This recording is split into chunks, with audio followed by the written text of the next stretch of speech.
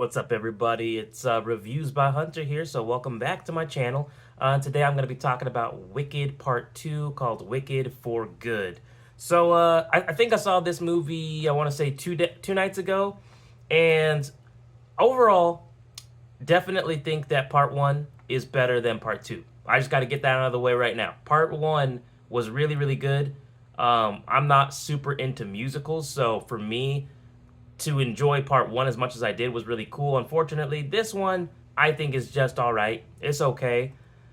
I don't want to say it's a failure of a film. I don't think that, but I think that there are problems in this second half that just kept this from being a film that it probably will not make my personal top 10 best movies of the year. And I thought it was going to be. But let's talk about it. So, Wicked for Good, it was released November 21st of this year. Director John M. Chu, distributed by Universal Pictures PG, and this movie is a little bit over 2 hours at 2 hours and 17 minutes. So, listen, watching this movie felt like a drag. So, I was probably only 45 minutes into the movie before realizing oh my god, it feels like I've been in this theater for millions of years. I don't know why, but the pacing was just different in this film compared to the first one, to where I felt like I was almost there against my will at a certain point. I felt like this is taking so long. I wanted to go home. And yeah, so that was the first thing that I didn't like about this film. It just felt like it took forever. We got to get this out of the way. This movie had really weird promotional interviews leading up to it with some of these cast members: Ariana Grande, Cynthia Erivo, and I believe it's Michelle Yeoh or Michelle Yu. Where, first of all, Ariana Grande and Cynthia Erivo, despite their amazing performances in part one and in this part two as well, they definitely had some weird interviews going on before this. And I was wondering if the whole them being skin and bones now, I don't know exactly what's going on with that. Some people say they have a competitive eating disorder. I'm not super knowledgeable on stuff like that. All I know is, despite any potential eating disorder stuff, I know that Ariana Grande and Cynthia Erivo were acting really strange in these promotional interviews for this movie. And luckily for Cynthia Erivo, you can't really tell that she's lost a bunch of weight because she's because of the costume that she's wearing. She's pretty covered. But with Ariana Grande, she's wearing kind of like this, a dress, but with the low cut. So this whole part is bare, so you can see her bones almost trying to escape her body. She is just so skinny, concerningly skinny. But let's get back to the movie, okay? Because I wonder if that drove some people away, seeing them be kind of creepy towards one another, and also being rude to one of the people that was interviewing them. But listen, overall, the storyline in this part two wasn't as interesting to me, and the songs were a lot weaker. To me, there wasn't really a memorable song that people are gonna be, playing as sounds on TikTok or remixing or anything like that, like there was in part one. So that's another thing I wasn't a fan of, man. Not that the singing was bad. The singing, particularly when it was Cynthia Erivo or Ariana Grande singing, very good. They're still incredibly talented at that.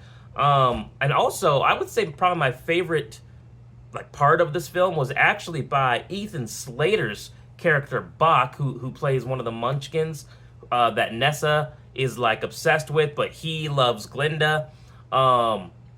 He has a scene in the film, oh yeah, spoilers, where he becomes the Tin Man, right? And dude, for just a short second, it felt like it was almost getting into horror movie vibes, which I loved. The Tin Man was legitimately kind of scary there for a second, and Ethan Slater knocked his role out of the park. So again, there's bright spots in this film. I enjoyed the screen time as him, from him as the Tin Man.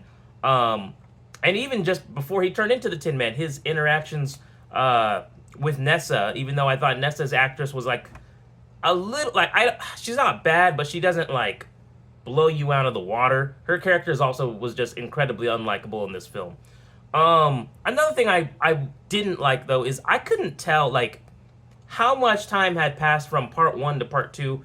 There was never a direct, a text screen didn't pop up or anything like that. So I didn't know how much time had even passed from part one to part two. Not a huge deal, but just something that was like kind of distracting because in the film, we find out that, for example, Nessa has become governor. Like, when did that happen and how long did that take?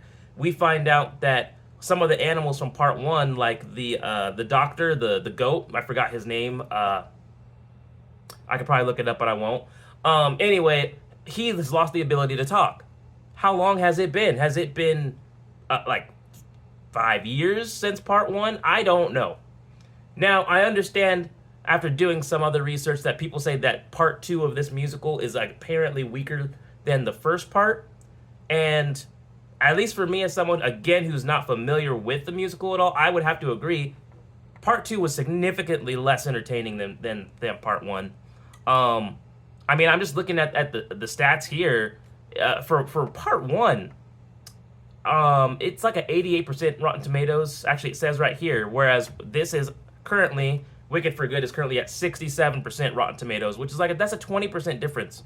So that tells me audience and critics members alike just did not enjoy this one as much. Yeah, I don't know. This movie felt very stale. Like, there wasn't a lot for me to really want to... there wasn't anything in this film that I was super excited to talk to you guys about. I'll be completely honest. I think if you like part one and you like the musical, you'll probably enjoy this film. And I think I was looking it up earlier. Oh, I have it right here, that it is currently surpassed 200 million at the domestic box office and 226 million worldwide. So financially, it's not like it's failing. It's making money. Let's look up what their budget was real quick for this film. Okay, so their budget was 150 million for part two, and they've already made that money back. So we'll see. I don't think it'll get to how much Wicked 1 made at 758 million. I think this movie maybe taps down at I'm gonna say 350 million is the highest I could see it going. We'll see. I could be wrong. I just know that there's already built-in fans from the first part. There's built-in fans from people that already like the original musical. So you're gonna have people that are gonna come see this movie despite what reviews say. Yeah, just the storyline in part two I thought was a little bit boring. And I've noticed that there was a slight tonal shift in this movie where I feel like the characters and maybe just the writing of the writers of the movie itself wanted the characters to take this world more seriously than they did in part one. Whereas in part one, I feel like there is this sort of zaniness, quirkiness, sort of yeah, you have the serious plot of these people that want to burn the witch and kill the witch, but there's also a lot of silliness and goofiness that goes on as well. Like I said, even right now, this is one of my no notes off the dome reviews, and I'm trying to think back to this movie that I saw 2 days ago.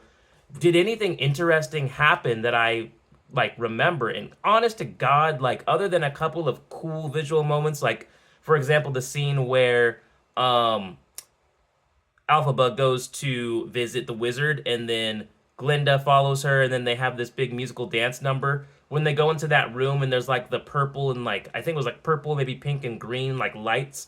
That was cool. And there was a couple and them building the yellow brick road. I thought that was very colorful. It popped out nicely. It looked good. Other than things being nice to look at, I do think. I think they could have recast or had a different... They should have cast someone different for the wizard other than Jeff Goldblum. Not that he does a terrible job, I just think they could have found someone better. That's all. Same with Michelle Yeoh. I noticed that she is not a strong singer. She is not a strong singer, which is crazy to be put in a musical. And I also found some of her lines to be a little bit wooden. Like when she's on screen, I feel like I'm bored, for sure. My theater was probably like 40% full. Nobody was really reacting to anything for probably the first half of the film. Then there was a couple parts here and there where people started to laugh, and of course those moments included like characters like Glinda.